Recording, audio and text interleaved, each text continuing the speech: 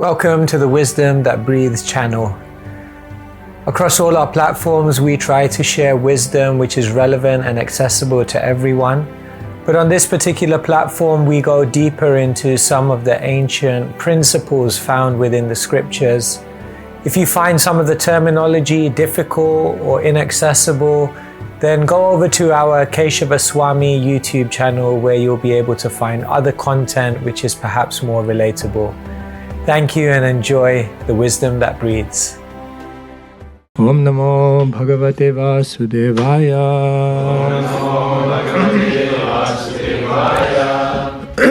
Om Namo Bhagavate Vasudevaya.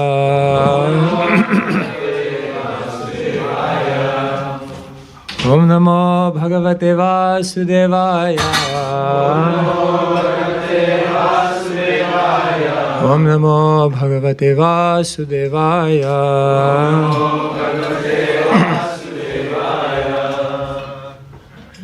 Hare Krishna everyone, good morning. Thank you so much for coming. 14. Honor to be at Soho Street again, ISKCON London. Hare Krishna. Today we're reading from Srimad Bhagavatam, Canto number 1, chapter number 18, entitled Maharaj Parikshit Cursed by a Brahmana Boy. And today we're reading from text number 14. Ko nama tripyed rasavit kathayam Mahatamaikanta parayanasya Nantam gunanam agunasya jagmur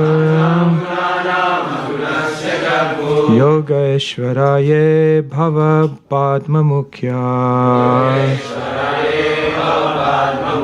Ko nama tripyed rasavit kathayam Mahatamaikanta parayanasya Nantam gunanam agunasya jagmur Yogeshwaraye bhavapada mukhya Yo nama tripyed rasavit kathayam Mahatamaikanta parayanasya Nantam gunanam agunasya jagmur Yogeshwaraye bhavapada mukhya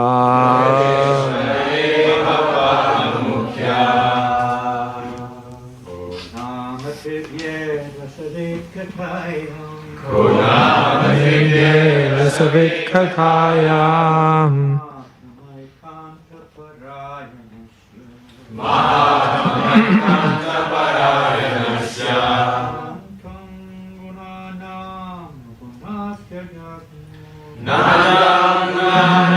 Nananasya jagmur Yogeshwaraye bhavapada mukhya Ko nama tripyed rasavit kathayam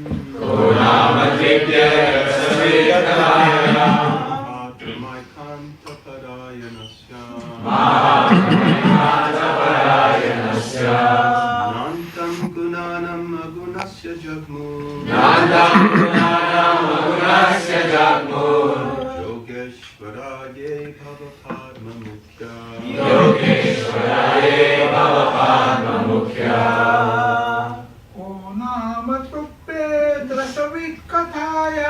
Ko nama tripyed rasavit kathayam Mahatamaikanta parayanasya Nantam gunanam agunasya jagmur Yogeshwaraye bhavapada mukhya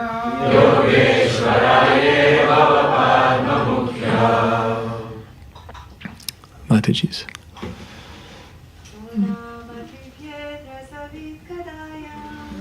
Nama Vipyed Rasavit Kathayam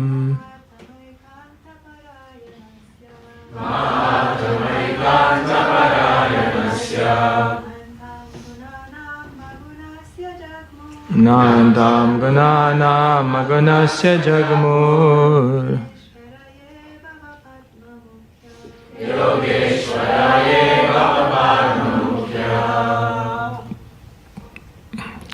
Ka. Who is he? Nama, specifically. Tripyat, get full satisfaction. Rasavit, expert in relishing mellow nectar. Kathayam, in the topics of Mahatama, the greatest amongst the living beings. Ekanta, exclusively. Parayanasya, of one who is the shelter of. Na, never. Antam, end. Gunanam, of attributes. Agunasya, of the transcendence. Jagmu, could ascertain. Yoga Ishvara, the lords of mystic power. Yea, all day. Bhava, Lord Shiva. Padma, Lord Brahma. Mukhya, heads. Translation and purport by His Divine Grace Srila A.C. Bhaktivedanta Swami Srila Prabhupada Ki. The personality of Godhead Lord Krishna, Govinda, is the exclusive shelter for all great living beings. And His transcendental attributes cannot even be measured by such masters of mystic powers as Lord Shiva and Lord Brahma. Can anyone who is expert in relishing nectar, rasa, ever be fully satiated by hearing topics about Him? Purport. Lord Shiva and Lord Brahma are two chiefs of the demigods. They are full of mystic powers. For example, Lord Shiva drank an ocean of poison of which one drop was sufficient to kill an ordinary living being. Similarly, Brahma could create many powerful demigods, including Lord Shiva. So they are Ishvaras, or lords of the universe. But they are not the supreme powerful. The supreme powerful is Govinda, Lord Krishna. He is the transcendence. And His transcendental attributes cannot be measured even by such powerful Ishvaras as Shiva and Brahma. Therefore, Lord Krishna is the exclusive shelter of the greatest of all living beings. Brahma is counted amongst the living beings, but he is the greatest of all of us. And why is the greatest of all the living beings so much attached to the transcendental topics of Lord Krishna? Because he is the reservoir of all enjoyment. Everyone who wants to relish some kinds of taste in everything, but one who is engaged in the transcendental loving service of the Lord can derive unlimited pleasure from such engagement. The Lord is unlimited, and His name, attributes, pastimes, entourage, variegatedness, etc. are unlimited. And those who relish them can do so unlimitedly and still not feel satiated. This fact is confirmed in the Padma Purana. Ramante yogino nante satyanande chidatmani iti rama pade nasho param brahma bhidiyate. The mystics derive unlimited transcendental pleasure from the Absolute Truth, and therefore the Supreme Absolute Truth, the personality of Godhead, is also known as Rama. There is no end to such transcendental discourses. In mundane affairs there is the law of satiation, but in transcendence there is no such satiation. Sutta Goswami desired to continue the topics of Lord Krishna before the sages of Naimisharanya, and the sages also expressed their readiness to hear from him continuously. Since the Lord is transcendence and His attributes are transcendental, such discourses increase the receptive mood of the purified audience. Srila Prabhupada Ki. Before I begin, I just request the permission of Maharaj and all the senior Vaishnavas, and all of you as we discuss this conclusion of the first canto of Bhagavatam. Suta Goswami has appeared. And when a great soul appears, then the desire is to hear from the great souls. The great souls themselves have become great because they've heard. In Sanskrit, the word for a learned person, or one word for a learned person, is Bahushruta. Bahushruta literally means a learned person. But etymologically, what it means is one who has heard a lot. In other words, a learned person is one who has heard many things. And because they've heard many things, because they like to hear, because they feel no satiation in hearing about transcendental topics, they're able to also deliver that nectar to others. So Suta Goswami was Bahushruta. He had heard many things. He was actually Ugra Shrava. He was a voracious listener.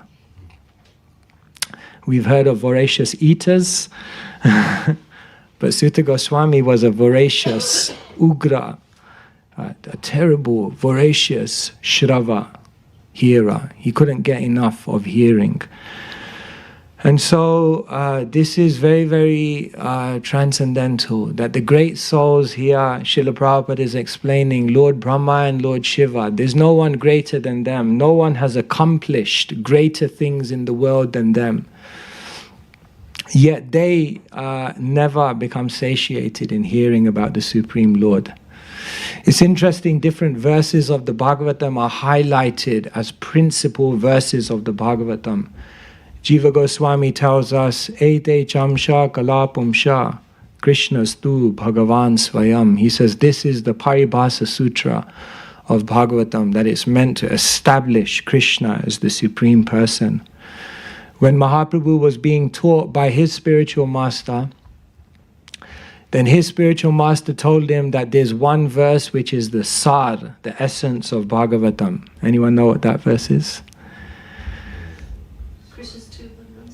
No, that's Jiva Goswami. He gave that one. Evam vratasva priyanama kirtya jatan urago drutachitta uchair hasatyati roditi roti gayati unmadavan nrityati loka bhayaha.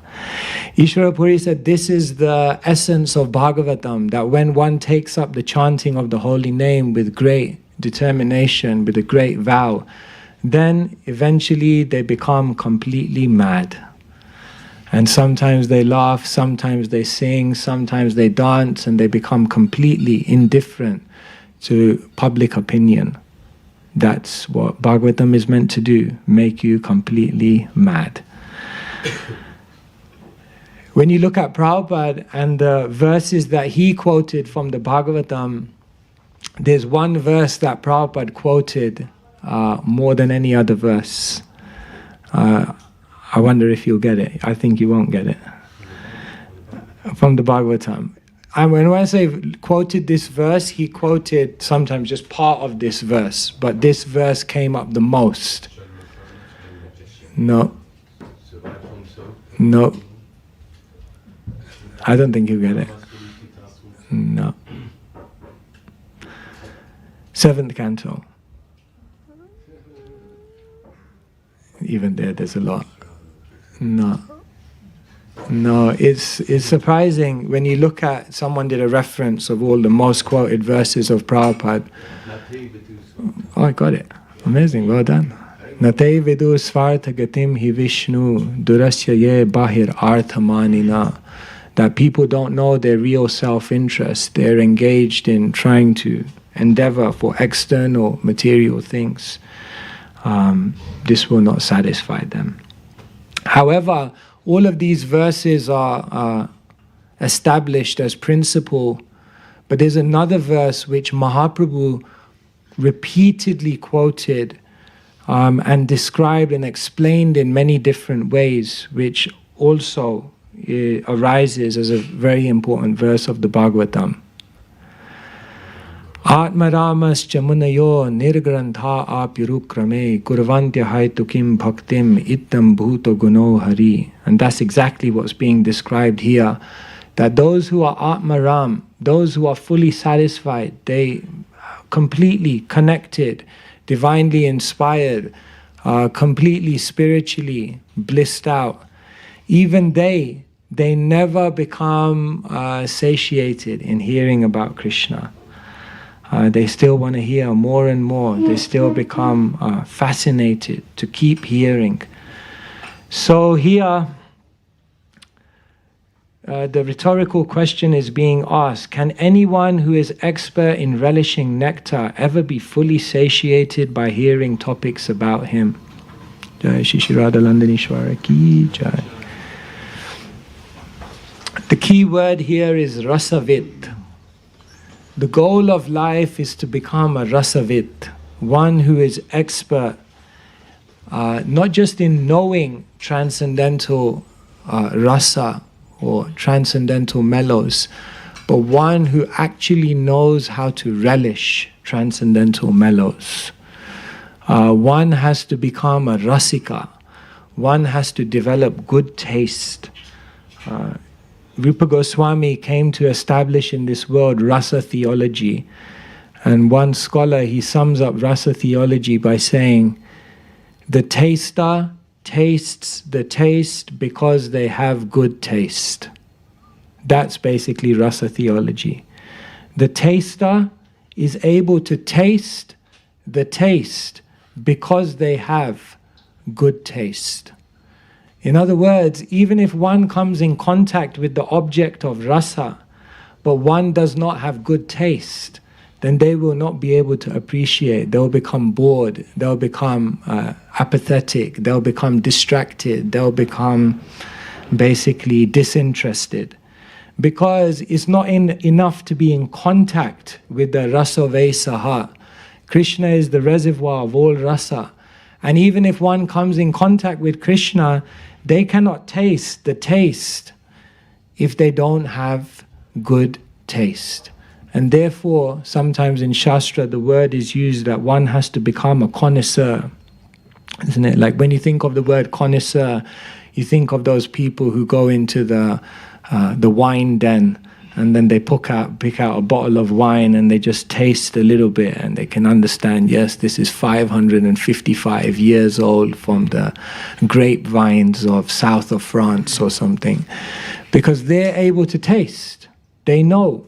They have understood the subtleties. And therefore they can see the subtle beauty of something. Of course, there's no beauty there, but still they're finding something. But here, a rasavit, is one who knows how in every syllable of the Bhagavatam reigns pure love of Godhead, Sanatana Goswami says. And therefore one has to become a rasavit. Sometimes I share with people that there's one lie in the world which is the biggest lie in the world. This is the biggest lie in the world because this lie has perpetuated since time immemorial. This is the biggest lie in the world because this lie is accepted by people from practically every part of the world. This is the biggest lie because it's perpetuated through every single generation.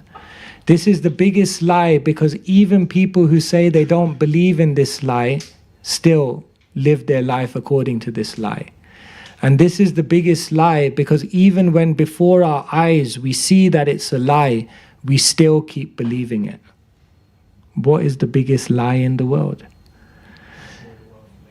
That material arrangements, material achievements, material objects, material relationships, material acquisitions will make you happy. It's the biggest lie in the world. And why does it perpetuate? Why do people still keep searching for that rasa? Why? Deep down everyone knows. Nothing there. Why do they keep doing it? Because they have no alternative. Unless you become a rasavit, unless you become expert in relishing rasa, you cannot give up anything of this world. And therefore, deep down, everyone knows that it's a big lie. Deep down, every single person knows.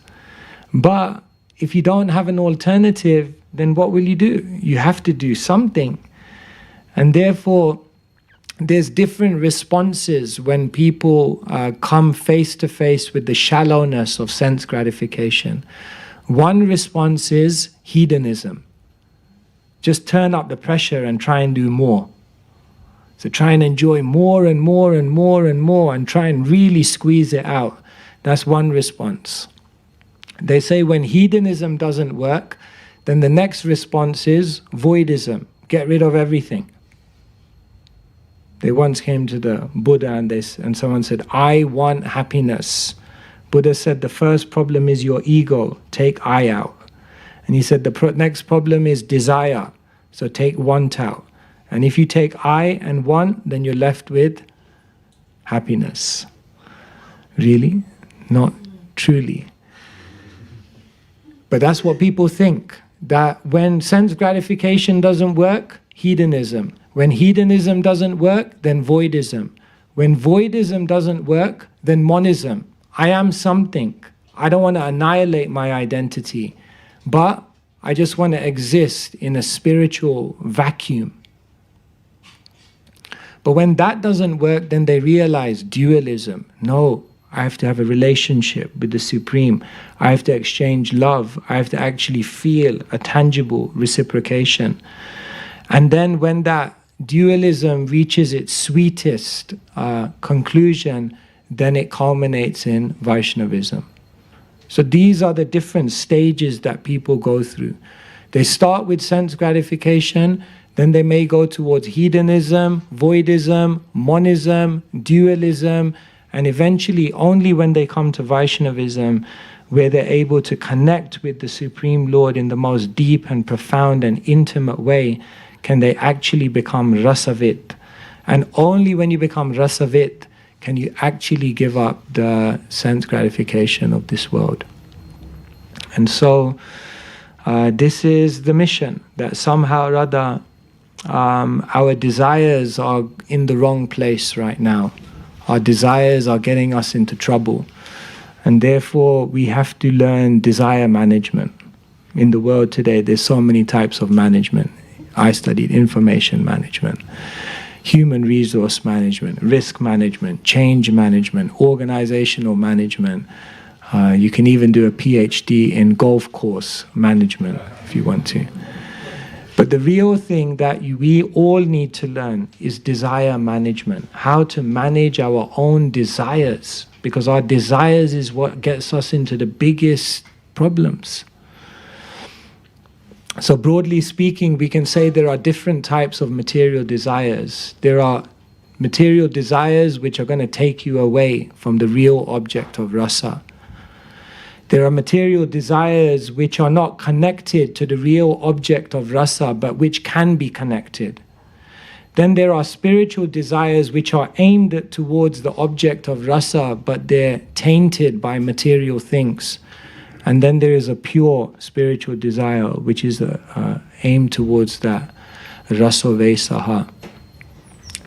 So the first type of desire, which is a material desire which is going to take you away from Krishna, that type of desire has to be ignored.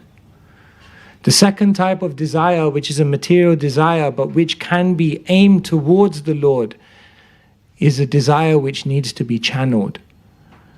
Then there is a spiritual desire which is aimed towards the Lord but which is tainted with material consideration. That type of desire needs to be purified. And then there is a sincere desire to connect with the Supreme Lord, and that type of desire needs to be cultivated. So basically in the world, the problem is that people don't know which desires to ignore, which desires to channel, which desires to purify, and which desires to cultivate. They get it all mixed up. One who knows how to manage their desires, ignore the certain desires, channel other desires, purify other desires, and cultivate and increase certain desires. One who knows the art of how to manage all of these desires, eventually what they do is they turn their attention away from the rasa of this world, and they ultimately become rasavit. They become expert in relishing the rasa that comes from being in contact with the rasa vesaha, Krishna. So these are the secrets of bhakti which are given in the Srimad Bhagavatam. And the great souls show us how this is possible, how they can just stay hearing about the Lord. If you want to measure your advancement in Krishna consciousness, there's one very, very simple measure of how one can understand how advanced they've become in Krishna consciousness. And that is, how long is one able to stay with spiritual sound without being distracted? The more that one is able to stay with the holy name of Krishna, the more one is able to stay with the holy narrations of Krishna, the more one is able to absorb themselves in Hari Kirtan and Hari Katha without the mind having to go anywhere. The more that they've become rasavit, you can understand that is your level of advancement. Because the great souls, once they begin, they don't want to stop. Once they go into the Bhagavatam, they don't want to come out of the Bhagavatam. Once they begin chanting, they don't want to stop. That is a great sign of advancement. Once there was a GBC meeting, and one of the GBCs, he came to the table and he said, "I've got a confession to make." So everyone was thinking, "Oh no, it's one of those." So he said, "I've got a confession to make." So everyone was waiting to hear. And he said, "I can't chant 16 rounds." So everyone kind of looked down. And then he said, "Because once I chant 16, I have to chant 32. And I thought, oh, okay. Yes, those are the kind of GBCs we want.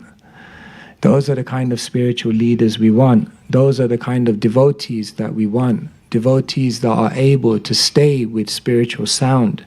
Devotees who are actually able to taste the taste because they have developed good taste. So this is the whole science of bhakti. This is why what Chaitanya Mahaprabhu comes to deliver the world is so special. So many teachers have exposed in the world that material rasa is limited. So many teachers have done that. But which teacher then brought the ability to taste something so sweet that one is then able to give up that lower rasa? And that many teachers didn't give. In the Chaitanya Charitamrita, for example, Kaviraj Goswami will make a statement like, anyone who doesn't believe in Sri Chaitanya Mahaprabhu is a demon. So you read that and you think, oh my God, I don't know, that doesn't sound like a very comfortable statement. Anyone who doesn't believe in Sri Chaitanya Mahaprabhu is a demon. But the interesting thing is that in Sanskrit, a demon is known as a asura. And in Sanskrit dictionary, the definition of a asura, ashushu ramate iti asura. Who is an asura?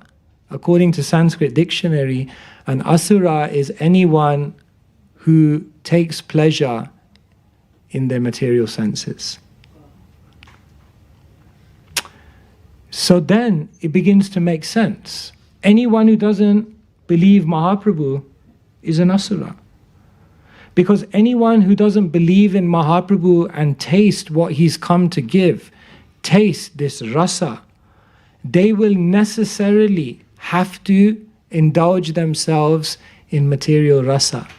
And the moment you indulge yourself in material rasa, you become an asura. And therefore what Sri Chaitanya Mahaprabhu has come to deliver is so special, because it actually gives us the opportunity to relish what we seek within the innermost chambers of our hearts. So Krishna is the Rasa Vesaha. Sri Chaitanya Mahaprabhu is the Rasa Shraya. He's the abode of rasa who comes to experience that. Rupa Goswami is the Rasa Acharya. He's the one who comes to explain and teach how to actually relish rasa. And then the duty of every single follower of the rasacharya is to become a rasika, or one who is able, or a rasavit, one who is able to learn how to relish. So here, as we hear about Sutta Goswami coming, he is showing the example, and the sages of Naimisharanya are showing the example that let us just be satisfied to sit and hear. Let us be satisfied just to sit and bathe in transcendental sound vibration. Let us be satisfied that that is perfection right there. Oftentimes when we're absorbed in, or trying to absorb ourselves in transcendental sound vibration, the mind is diverting to the past and the future. But actually, we have to understand that perfection is right there. And therefore later on, the Bhagavatam, the sages will say, Vayam tu na vitripyama uttama shloka vikrame yatrin vatam rasa jnanam svadu svadu pade pade. What you're telling us is not just knowledge, it's rasa jnanam. This knowledge is imbued with so much taste. So much so that svadu svadu pade pade, at every moment we're just deriving newer and newer tastes. And therefore, vayam tu na vitripyama, we never tire, we never become fatigued. We want to hear more and more and more. So when we're in the sound vibration, everything is perfect. When we come out of the sound vibration, anything could happen. Therefore, later on, even in the 4th canto of the Bhagavatam, it will say, Yatre dhyante katham rishtas trishnaya prashamo gata nirvairam yatra bhuteshu nodvego yatra kaschana. That where talks of Krishna are going on, everyone is freed from fear, lamentation and envy. And Prabhupada writes in the translation, at least for the time being. At least for the time being, when we're in the katha, then there's a certain liberation from the world. Therefore, somehow or other, to keep the vibration going, to always learn how to become a rasavit and taste, that is the real goal of life. That is our real deepest aspiration. And so, in these verses, we're remembering that supreme goal. Hare Krishna, Krishna Krishna, Hare Hare, Hare Rama, Rama Rama, Hare Hare. Thank you so much. Yes, if there are any comments.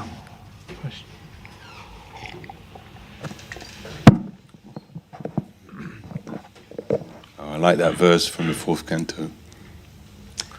Maharaj, at the beginning you were saying about someone who sees the absolute truth, but it's not enough just to see the absolute truth. You want to... so it reminded me of when Krishna went into Mathura, and the washerman with the clothes, he had demanded the clothes, and the washerman said no, so Krishna killed him.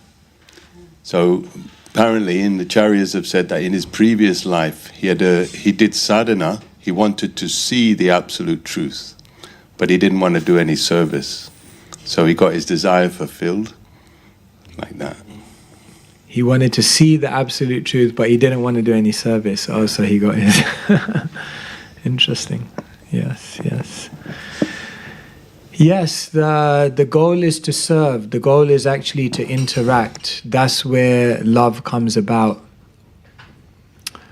Once the devotees were having a debate, which are the most beautiful deities in ISKCON? So, Radha Landanishwar, of course.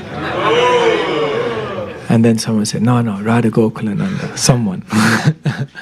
And someone said, no, Radha Shyam Sundar. So there was a big, heated debate.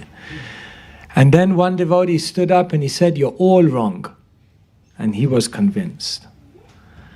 So everyone looked at him and said, okay, so which are the most beautiful deities in ISKCON? And he said, the most beautiful deities in ISKCON are the ones that you serve with your heart.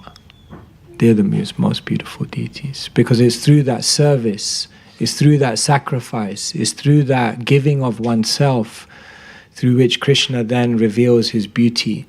Sevon mukhe hijivado svayameva spuratyada devo na bhavet grayam indriye. How you will see, it will only be an eye massage, as Bhaktisiddhanta Saraswati Thakur said. But if you hear, if you serve, if you actually interact, then you can perceive the beauty.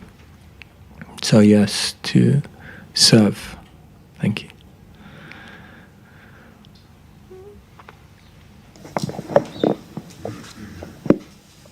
Hare Krishna Maharaj, thank you for your class. I think that point you touched on of hedonism and engagement in the material rasa reminded me a little bit of, recently I was reflecting on nostalgia, and I was in a place where I spent quite a lot of time where I grew up, and I was just kind of hit by this wave of reflecting on innocence and like childhood. And so maybe could you comment on like material nostalgia, or like if there's such thing as like a spiritual nostalgia where you remember that eternal relationship with Krishna? Thank you. Yeah, nostalgia, thinking about the past. Yeah, there's a material nostalgia whereby we become prisoners of the past. We always think about the good old days. There's something called, it's a psychological term of how we always actually misread the past. They say when we think of the past, what we only remember is the peak experience of the past and the final experience of the past. And then we judge the whole past by usually the peak and the end experience. And therefore, often, even when we think of the past, it's not actually very accurate. Sometimes people are like, yeah, I wish it was like that 10 years ago. Those were the good old days. But 10 years ago, it wasn't probably as good as you thought it was. But there's a sense in which our mind,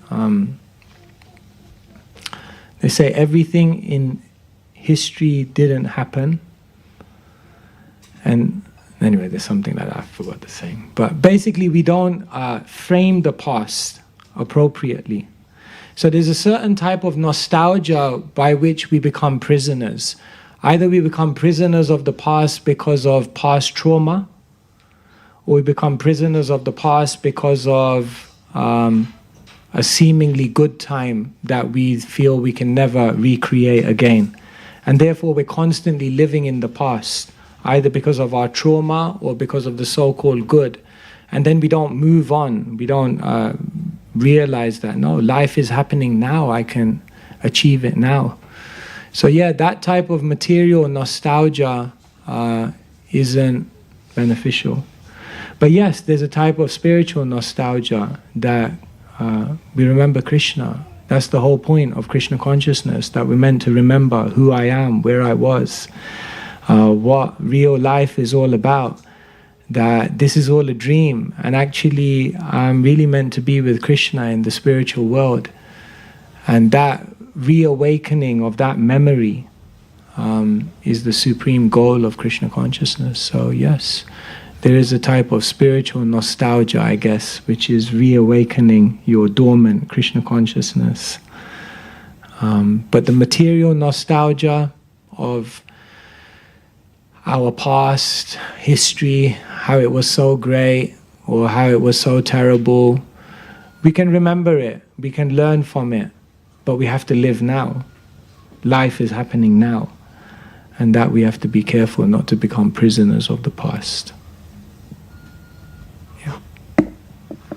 Even Srila Prabhupada, I think in the early 70s when the movement was getting huge, Prabhupada was talking about the sweet days in the beginning in New York. He was relishing that when it was sweet, very intimate. He didn't have so much heavy management of thousands of devotees, He was saying like that. Yeah. But there is also another pastime where someone said to Srila Prabhupada something like, Prabhupada, it's not like the good old times. There's some pastime like that. I'd have to reference it. And Prabhupada said, no, there's no good old times. There's only good times. There's only good times. Yeah. Forget the past that sleeps, ne'er the future dream at all. Act in times that are with thee, and progress Yes, you shall call. call. Bhaktivinoda Thakur. So when the gopis see Krishna in Kurukshetra, they get very nostalgic. They want to go back to Vrindavan, so they're thinking the past, spiritual nostalgia. But that's the eternal position. To be nostalgic about the eternal position is very beautiful, because that is eternally. Krishna is eternally a youth in Vrindavan. Shyamameva param rupam madhupuri vara. So that, to be nostalgic about that is very beautiful, because that's where we eternally reside. That's where everything falls into perfect place. But to be nostalgic about a material situation which is constantly moving, that may not be so.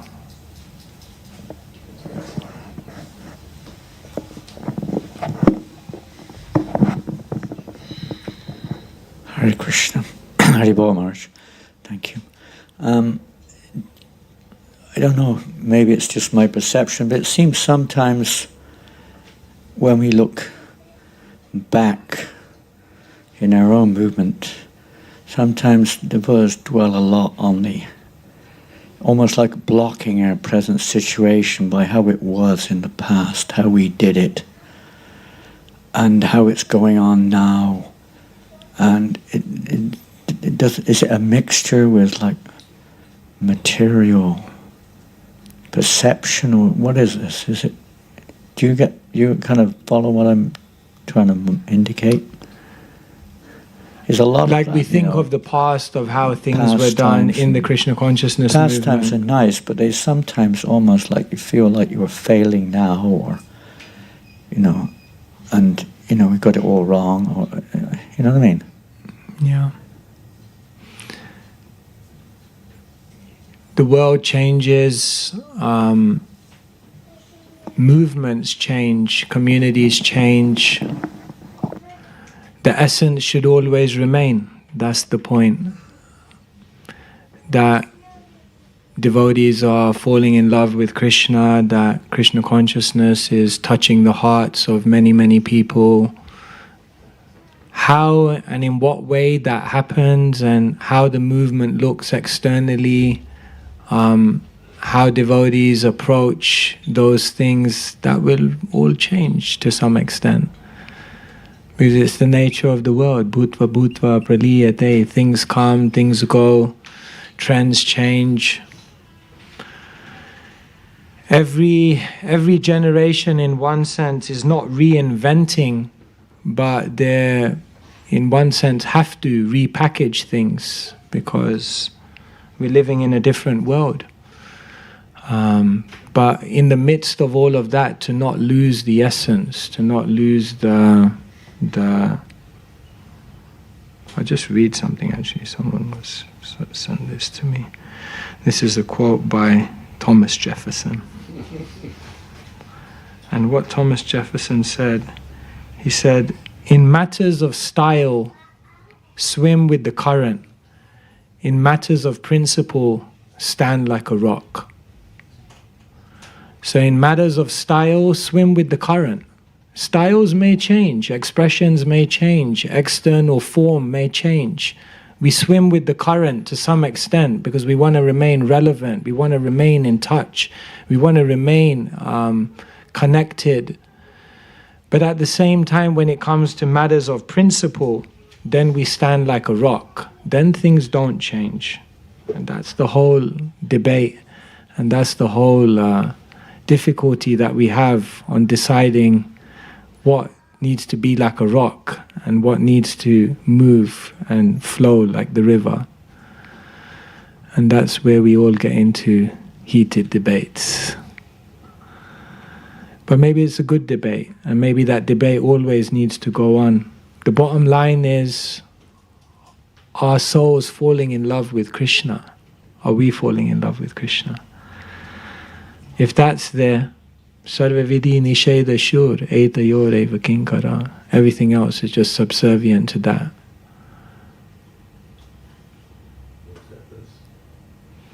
Smartavya satanam vishnur vishmartavya najat uchit sarva vidhi nisheda shur etayor eva kinkara.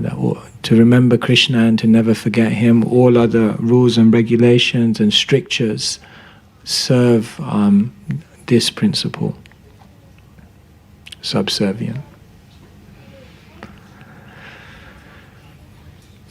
I don't know, Maharaj, if I addressed anything relevant there. Yes. Yes. In the class,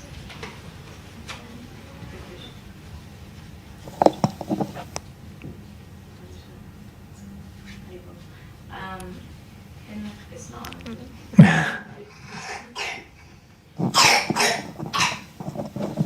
Hare Krishna. Sorry.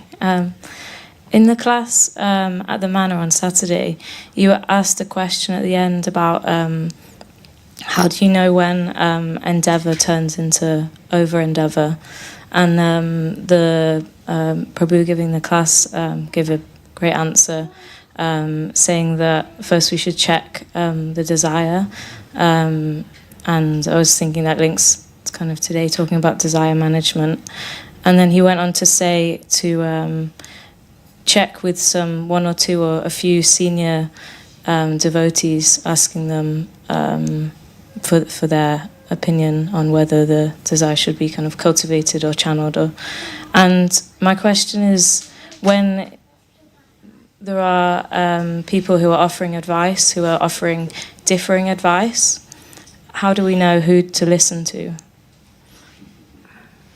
And which advice is the one we should take?